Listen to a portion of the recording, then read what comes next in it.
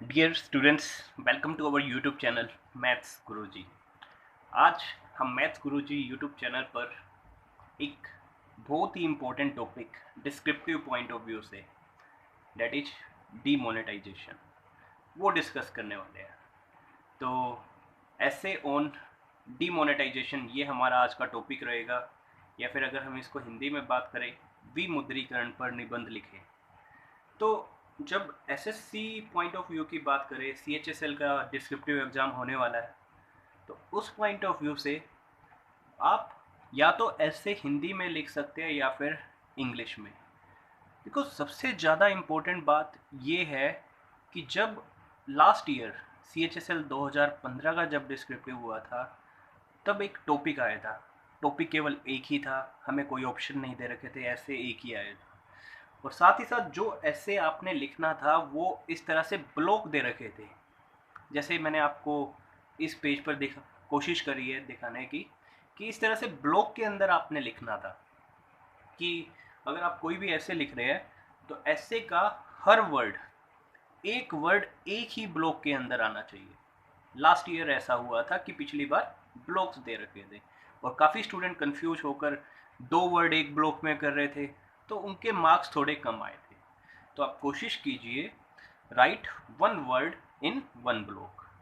तो इसीलिए मैंने ये आज का जो ऐसे है वो इन ब्लॉक्स के अंदर लिखा हुआ है, ताकि आपको और अच्छे से क्लियर हो जाए जो लास्ट ईयर का पैटर्न था उसके अकॉर्डिंग। तो अगर हम किसी भी ऐसे को लिख रहे हैं, आज का ऐसे जो डिमोनेटाइजेशन, हमने ये ऐसे ब्लॉक्स के अंदर लिखे हैं।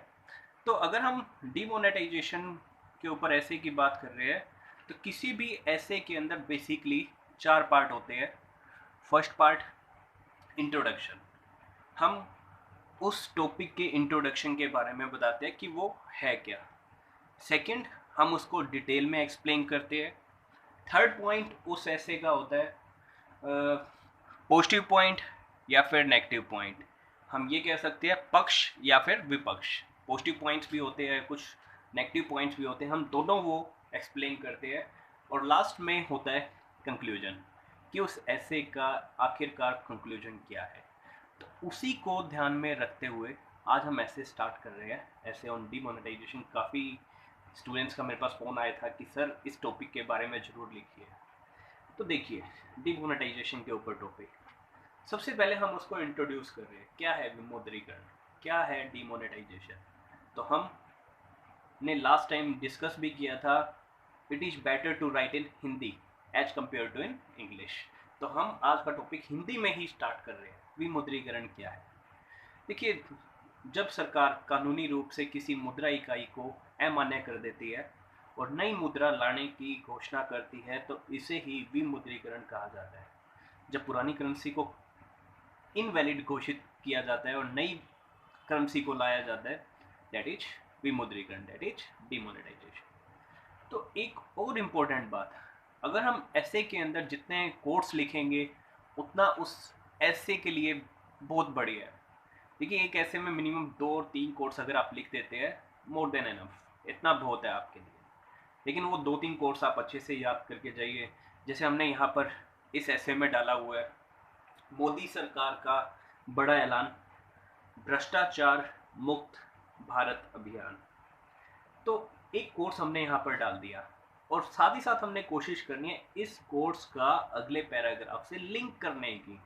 देखिए, यहाँ पर कोर्स ख़त्म, नेक्स्ट हम चलते हैं इसी से आगे डिटेल के अंदर। इसी को हम डिटेल में पढ़ रहे हैं। देखिए, नेक्स्ट कोर्स के बाद आया, माननीय प्रधानमंत्री नरेंद्र मोदी जी ने 8 नवंबर 2016 को रात्रि 8:15 पर नोटबंदी की घोषणा की। उसी को हम डिटेल में लेके जा रहे हैं कि वो विमुद्रीकरण कब हुआ। तो अगर डेट याद है, बहुत बढ़िया है, ये पॉजिटिव पॉइंट है आपके लिए। ये जो डिमोनेटाइजेशन हुआ था 8 नवंबर 2016 को रात्रि 8:15 पर यह घोषणा हुई थी। भारत में विमुद्रीकरण की प्रक्रिया कोई नई बात नहीं है, बिल्कुल। अगर आपको पता हो कि विमुद्रीकरण, डिमोनेटाइजेशन इससे पहले 1946 में भी हो चुका है और 1978 में भी हो चुका है। 1978 के अंदर 1000, 5000 और 10,000 के नोटों को बंद किया गया था, जबकि 1946 के अंदर 500, 1000 और 10,000 के नोटों को बंद किया गया था। तो हम कुछ डिटेल के अंदर आ गए। अगर आप इसके अंदर ऐसा भी लिखना चाहते हो कि कुछ लोगों के लिए यह काफ़ी घातक सिद्ध हुआ, उनकी रातों की नींद उड़ गई, वो भी अच्छा है, बट इतना लिखिए जितना आपके ऐसे के लिए सफिशिएंट हो। तो इतना होने के बाद नेक्स्ट हम इसके बात करते, ये तो हो गया उसका इंट्रोडक्शन और डिटेल पार्ट। फिर इसके कारण क्या है, विमुद्रीकरण के कारण कारण हो गया। फिर हम पढ़ेंगे इफेक्ट क्या हुआ डिमोनेटाइजेशन का, तो वो चीज़ें हम इस ऐसे में देखने वाले हैं। नेक्स्ट, कारण, विमुद्रीकरण के क्या कारण है, आखिरकार ऐसा क्या हुआ कि डिमोनेटाइजेशन करना पड़ा। तो मेन कारण हमारे पास हम लिख सकते हैं, मेन था ब्लैक मनी, जिसको हम बोलते हैं हिंदी में काला धन, भ्रष्टाचार, जमाखोरी को रोकने हेतु। ये मेन पॉइंट्स थे, ये मेन कारण थे नोटबंदी होने के कारण, नोटबंदी के लिए, डिमोनेटाइजेशन के लिए, और साथ ही साथ नकली नोटों को समाप्त करने के लिए। नकली नोटों का धंधा काफ़ी फैल रहा था, उसको रोकने के लिए भी हमने मोदी जी ने ये स्टेप उठाया। नेक्स्ट, आतंकी गतिविधियों को रोकने के लिए, ये जो टेररिस्ट है, उन गतिविधियों, उन एक्टिविटी को रोकने के लिए भी हमने विमुद्रीकरण का फैसला लिया था। तो उसके बाद हम बात करेंगे विमुद्रीकरण के प्रभाव, या तो वो पॉजिटिव इफेक्ट होते हैं या फिर वो नेगेटिव इफेक्ट होते हैं। वो हम दोनों डिस्कस करेंगे कि पॉजिटिव इफेक्ट कौन से हैं और नेगेटिव इफेक्ट कौन से हैं, जिसको हम हिंदी में बोलेंगे सकारात्मक प्रभाव और नकारात्मक प्रभाव। देखिए, हमने बीच में यहाँ पर एक कोर्स और डाल दिया है, वो कोर्स आप 2-3 कम से कम याद जरूर करके जाइएगा। देखिए, एक कोर्स, प्रारंभ में होगी जन जन को असुविधा, प्रारंभ में होगी जन जन को असुविधा, देश हित के सामने ना हो व्यक्तिगत सुविधा। तो ये भी कोर्स आप डाल सकते हो। इस कोर्स से हमें ये पता चल रहा है कि स्टार्टिंग में तो हर एक कॉमन मैन उसको काफ़ी डिफ़िकल्टी का सामना करना पड़ रहा है, लेकिन बाद में ये फ्यूचर के लिए ये बहुत ही बढ़िया स्टेप है। ये कोर्स हमने डाला हुआ। नेक्स्ट, हम इसी पैराग्राफ के अंदर अब डिस्कस कर रहे हैं सकारात्मक प्रभाव, पॉजिटिव इफेक्ट। क्या पॉजिटिव इफेक्ट पड़ा इस डिमोनेटाइजेशन से? पॉजिटिव इफेक्ट, सबसे ज़्यादा पॉजिटिव इफेक्ट, पहला पॉइंट, चुनाव में क्या आया? पारदर्शिता आई। देखिए, ये जो डिमोनेटाइजेशन का कंसेप्ट आया था, ये जस्ट इलेक्शन से पहले आया था, चुनाव से पहले आया था। यूपी के अंदर जो चुनाव होने थे, यूपी, पंजाब, उत्तराखंड, इन राज्यों में जो चुनाव होने थे उससे जस्ट पहले आया था। तो इससे क्या हुआ, जो काफ़ी ब्लैक मनी पड़ा हुआ था इकट्ठा होके, वो सारा का सारा पॉलिटिकल पार्टी का सारा जो वोट बैंक में यूज हो, वोटों में यूज होना था, वो सारा का सारा उनका वेस्ट हो गया। तो इससे क्या हुआ, चुनाव में बिल्कुल स्पष्टता आई। तो नेक्स्ट पॉइंट, काले धन, भ्रष्टाचार पर शिकंजा कसेगा। बिल्कुल, भ्रष्टाचार भी कम होगा। नेक्स्ट, कैशलेस अर्थव्यवस्था को बढ़ावा मिलेगा। बिल्कुल ऐसा हो रहा है। जब ये डिमोनेटाइजेशन का कंसेप्ट हुआ था, जब ये हमारे यहाँ इम्प्लीमेंट हुआ था, तो कैशलेस पर ज़्यादा जोर दिया गया था। स्टार्टिंग में काफ़ी स्कीमें भी आई थी कि कैशलेस बनाया जाए।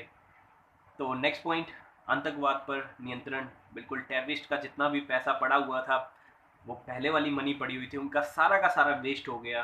तो इससे आतंकवाद पर भी नियंत्रण होगा। और नेक्स्ट पॉइंट तो हमने रियल लाइफ में देखा ही है, सस्ते होंगे रियल स्टेट उद्योग। जो प्रॉपर्टी के दाम हैं वो हर जगह कम हो चुके हैं। This is the effect of demonetisation. Next, नकली नोटों पर भी शिकंजा कसेगा। तो ये है हमारे पॉजिटिव इफेक्ट। क्या क्या हमारे पॉजिटिव इफेक्ट पड़े डिमोनेटाइजेशन से? बिल्कुल, डिमोनेटाइजेशन से क्या क्या पॉजिटिव इफेक्ट पड़े वो हमारे पास हो गए। देखिए, पॉजिटिव इफेक्ट के साथ साथ नेगेटिव इफेक्ट क्या पड़े वो जानना भी जरूरी है, क्योंकि मैंने आपको स्टार्टिंग में बताया था ऐसे के अंदर सबसे पहले इंट्रोडक्शन, इंट्रोडक्शन के बाद डिटेल पार्ट, डिटेल के बाद पॉजिटिव और नेगेटिव दोनों। पॉजिटिव इफेक्ट तो हो गए, अब नेगेटिव इफेक्ट हम देखते हैं। नेक्स्ट हमारे पास आता है नेगेटिव पॉइंट्स या फिर नकारात्मक प्रभाव, क्या इफ़ेक्ट्स पड़े। देखिए ये कंप्लीट ऐसे हमने कोशिश करी है आपको ये दिखाने की, write one letter in one block, काफ़ी इंपॉर्टेंट पॉइंट। अब नकारात्मक प्रभाव, देखिए पहला पॉइंट, पूर्व वित्त सचिव सीएम वासुदेव, ये पूर्व वित्त सचिव थे। अगर आपको नाम याद होता है अच्छी बात है, नहीं तो इसकी भी कोई बात नहीं, आप छोड़ सकते हैं नाम लिखना भी। पूर्व वित्त सचिव सीएम वासुदेव के अनुसार नोटबंदी के कारण भारत की अर्थव्यवस्था कुछ समय तक सुस्त रहेगी। देखिए इससे जीडीपी पर बहुत असर पड़ा, अकॉर्डिंग टू पूर्व वित्त सचिव सीएम वासुदेव। नेक्स्ट पॉइंट, देखिए इससे जीडीपी पे तो इफेक्ट पड़ा ही पड़ा है, this is the negative point. और नेक्स्ट पॉइंट, नोटबंदी के दौरान जो वैवाहिक कार्यक्रम में भी परेशानी का सामना करना पड़ा था। देखिए बिल्कुल काफ़ी परेशानी हो गई थी, जिनके घर शादी है उनके घर पैसा नहीं था, तो उनके लिए थोड़ी सी परेशानी तो जरूर हुई थी जब ये नोटबंदी हुई थी। अगर उनके घर शादी है तो काफ़ी परेशानियों का सामना उनको करना पड़ा है। नोटबंदी के दौरान लोगों का अधिकांश समय लाइनों में व्यतीत हुआ।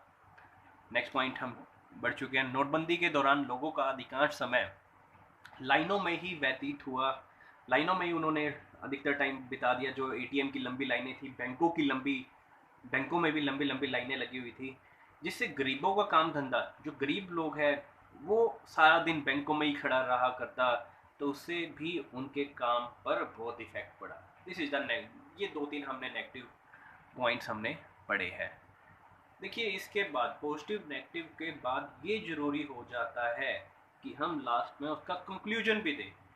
तो कंक्लूजन पार्ट क्या है, नेक्स्ट हम बढ़ते हैं निष्कर्ष, ये भी जरूरी है, this is also a part of our ऐसे। क्या निष्कर्ष हम निकालेंगे वो हम देखते हैं। आखिरकार लास्ट में निष्कर्ष यह निकलता है कि भारत की आर्थिक वृद्धि दर भले ही कुछ समय के लिए प्रभावित हुई हो, लेकिन इसके दूरगामी सकारात्मक परिणाम निकलेंगे। मतलब ये हुआ, बेशक लोगों को परेशानी का सामना करना पड़ा हो, लेकिन इसके जो आखिरकार लास्ट में जो इफ़ेक्ट होंगे वो जरूर पॉजिटिव होंगे हमारे लिए। तो आखिरकार अतः नरेंद्र मोदी जी द्वारा उठाया गया यह कदम सराहनीय है, बिल्कुल। तो अतः नरेंद्र मोदी जी द्वारा ये जो कदम उठाया गया डीमोनेटाइजेशन का, वो बहुत ही प्रशंसनीय है, बहुत ही सराहनीय है। तो लास्ट में एक और लास्ट में लिखा हुआ है, हम सभी का यह विचार है, विमुद्रीकरण से देश का उद्धार है। तो लास्ट में हमने ये निष्कर्ष इस कोट से भी बताया है कि विमुद्रीकरण से आखिरकार देश का भला ही होगा, बुरा नहीं। तो इस लेक्चर में इतना ही। Please subscribe our YouTube channel and share this video as much as possible. Thank you.